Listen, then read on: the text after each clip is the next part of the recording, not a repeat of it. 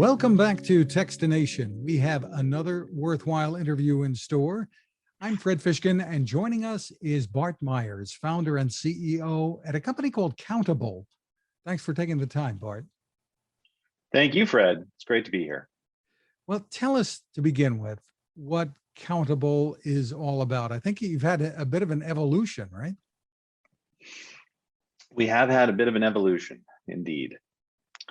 Countable is designed around a basic concept where can we use technology in a way that will help to make our lives better, in a way that will help us achieve our purpose, make impact on the world. And so essentially, what we're trying to do is turn the tables a bit on some of the recent narratives that we've heard about Facebook and Twitter and Google and others, and really find a way to align the outcomes that people are looking for in their lives, in their organizations and their companies, with their ability to make those outcomes happen. So in practice, what we do is we try to connect people with the issues that they care most about, or through the organizations that they work with, and give them easy and powerful ways digitally to take action on those things. And so we work with a lot of different organizations, giving them our platform. And our platform is essentially brings a lot of elements of Facebook and Twitter, so social elements, together with content and updates and actions that you can take. And so together we really build a community-focused, impact-oriented platform technology. And I'm delighted to say that it works. It works very well. We work with a lot of incredible organizations, and they are helping us each day find new and innovative ways to achieve their impact and mission and purpose using our platform. So these are companies, these are folks in the political realm, these are nonprofits, really anyone.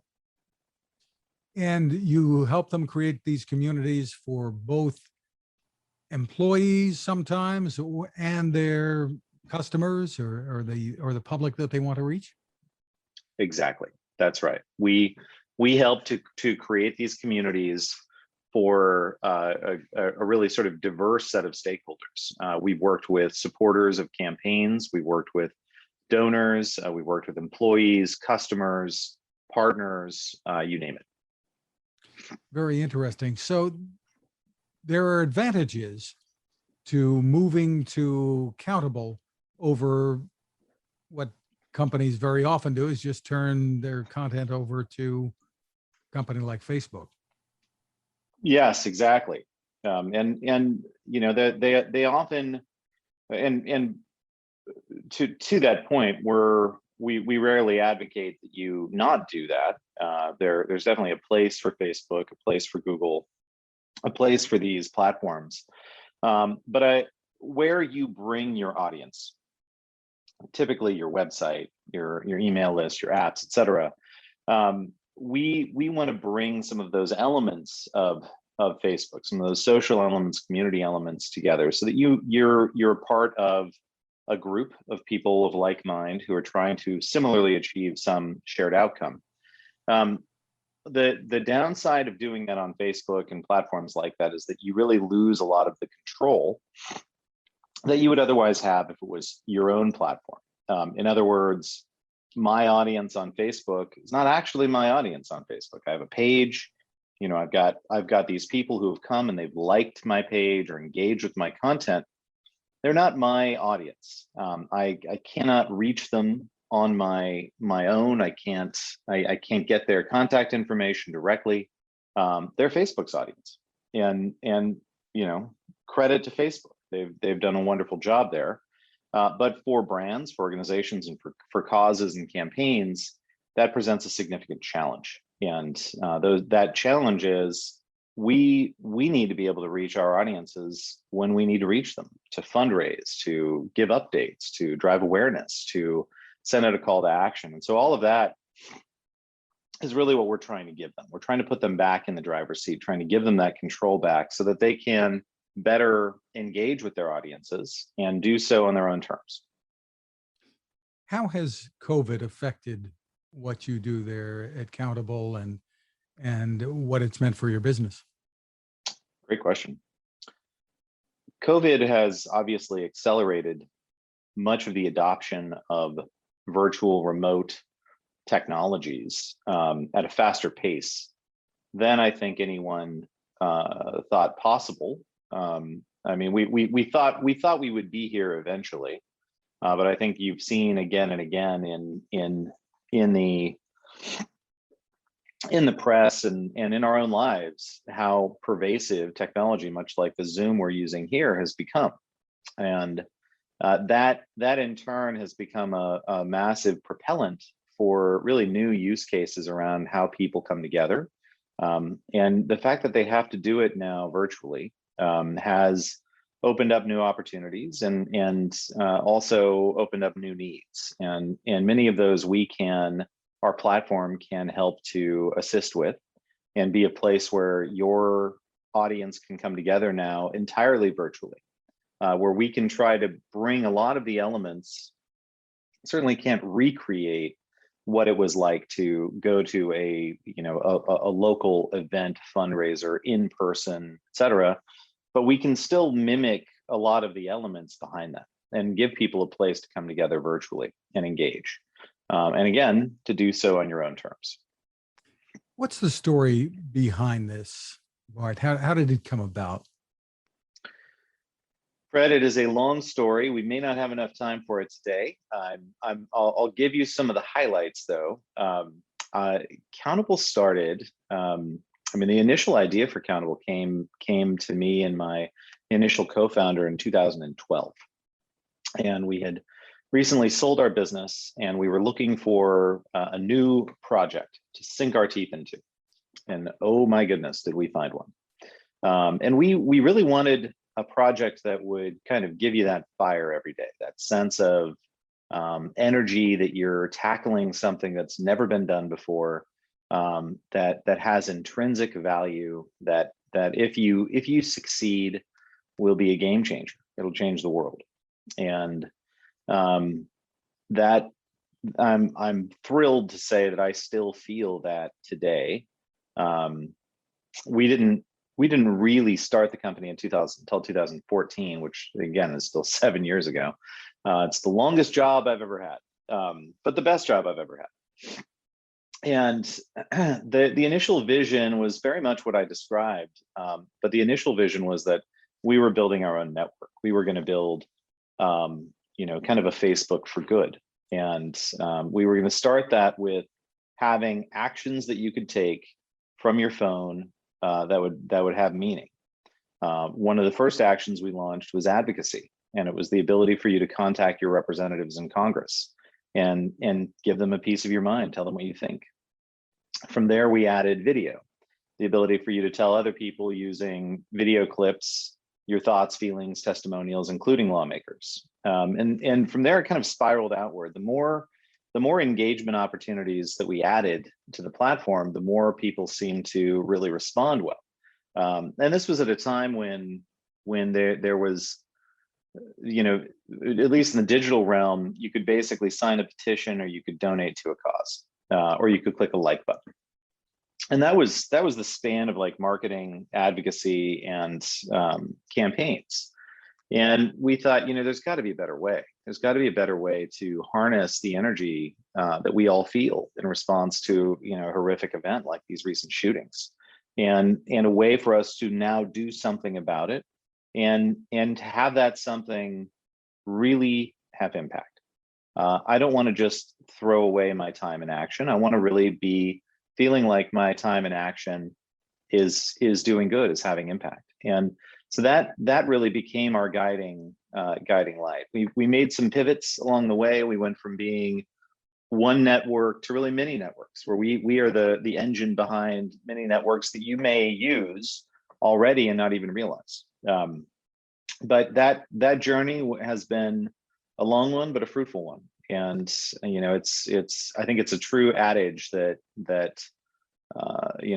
things that take a long time to kind of build and work through, they stand on a stronger foundation. They have greater value. And so today we're honored to work with Levi's and PG&E and Red Nose Day and Patagonia, and we powered the Democratic National Convention recently. We have our own network, which is called causes.com, where you can take action on a myriad of issues.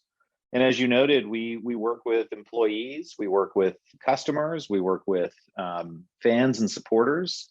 Really, any kind of community can use our platform for impact, connection, just creating that outcome that they are trying to drive. If I'm not mistaken, one of the things that you enabled was for the ability for everyday people to know how their representatives are voting on issues. That was part of your initial platform? We did. And if you right now were to go and download the Causes app in the App Store, or go to causes.com, if you put in your zip code and sign up, you will get alerts anytime your members of Congress and the Senate vote on an issue, on a major issue. We don't generally send vote alerts for renaming post offices and other sort of silliness. However, you will get an alert notifying you of what is happening in Congress by your representatives. And the importance of that in this age when so many local newspapers no longer exist or don't have the personnel that they once had, really can't be overstated. No, it's a real issue, absolutely, and I appreciate you bringing it up. The need for greater local journalism, greater coverage, really a renaissance in journalism, is I think reaching a critical point, and we've got to figure out a solution to that. We through Causes are providing a national footprint with a local lens into what your lawmakers are doing. We would love to go farther. We would love to take that farther. It's something that I'm passionate about. I think there's it really puts our democracy at risk to not have sort of the watchers on the wall, and to not have people who are keeping a close eye on things. And we're experimenting with a few models there, ways to start to build or rebuild that muscle. And I know that there are many others who are also working at this problem, and we need a lot of solutions to it. We need a lot of new approaches, and we're working on it. The biggest issue really has been around monetization to cover local journalism, and the fact that so much information online has been free, and people have grown accustomed to the idea that they can get the information that they want and need for free online, as opposed to paying for a subscription. That is changing with paywalls appearing here and there, but I don't think that the economics have quite come around to work just yet. Really big issue. Back on the Countable side with the corporate clients, you got some attention recently when I guess it was announced that Tesla is using your platform. I know you can't talk specifics here, but that's just one example that they can form their own community for their customers, for people who are interested in the company. Yeah, one of the things that our platform powers is really the creation of whole networks, and this is why many larger organizations are turning to use our platform, is that they value the connections that have formed on other platforms. They value the fact that they can have a conversation with their supporters, fans, customers on places like Facebook or in discussion forums. There is great value there. But the flip side is that lack of control. The idea that any bad actor, any bot can come in and disturb things. And so our platform really allows for the creation of a new kind of network for a brand, for a cause, for a campaign, where they can have many different entities within under a roof. In the case that you're referring to, there is a geographic model where each region, each city, each area can have its own club, its own community, and those communities can engage with each other, but they're still under the umbrella of that organization, and that is a game changer for many folks. The idea that they can have and power their own community network, and then bring all of those customers together in a place where they can engage them directly, and they can engage each other. They can participate with each other, and ultimately the flavor of that community can really be focused on cars, or on a political outcome, or on a goal that we share in our community. And so it's way beyond a like button. It's way beyond just a simple action that may do nothing. This in turn can be the engine around you taking many actions, you coming back and participating in this community again and again over time. Where is it that people can go for more information about all that you're doing? Thank you, Fred. Probably the easiest place is countable.com. There you will find all of our solutions described in detail, along with case studies and examples, and you can get in touch with us if there's anything that you're looking for. And you're welcome to go to causes.com to try it out and take it for a test drive. And Causes is our, again, that's a community that we operate. And so if you're interested in keeping track of your lawmakers and finding out information from your lawmakers, there's definitely an opportunity there as well. Wonderful. Bart Myers, thank you so much for taking the time with us. Thank you. I really appreciate it. Now this. It takes a lot of listening to build a better radio, and that's just what the folks at C. Crane have done. Bob Crane and his crew, nestled among the rivers and tallest trees in the world in Fortuna, California, have made a habit of listening to their customers. And that's just what they've done in building the CC Skywave SSB, the Swiss Army knife of portable radios. For everyday listening to AM or FM in the yard or patio or on the nightstand without having to drain a mobile phone battery, it's a great companion. But it is also a companion equipped for NOAA weather information and alerts that can be life-saving. You can listen to FEMA and Coast Guard transmissions too.